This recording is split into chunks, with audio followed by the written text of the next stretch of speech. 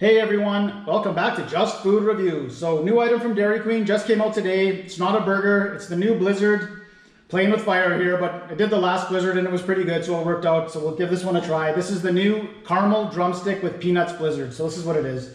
The new Caramel Drumstick with Peanuts treat is no doubt a flavor blast.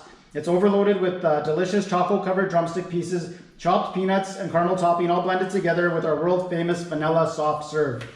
So Dairy Queen always gives the best descriptions. Like this was just the first paragraph, and then there was like a long second one, and then like a third one too. But this thing was dripping, so I left the receipt in the car. $4.99 came to $5.25 with tax. Didn't give me a napkin. I had to use car napkins because it was dripping. We'll try this thing out.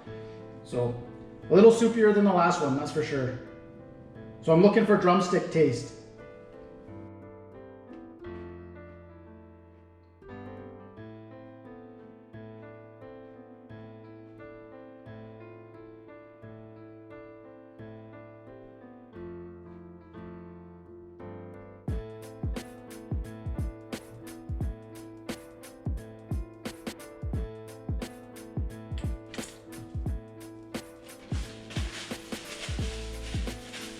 Didn't even give me a napkin. I had to use emergency car napkins because it was dripping.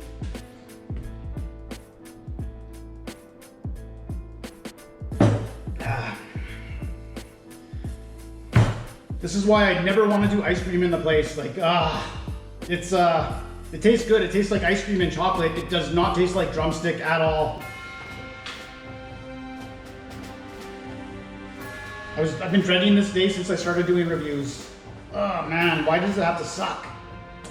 Well, it doesn't taste anything like drumstick. I'll give it a 5 because it's ice cream.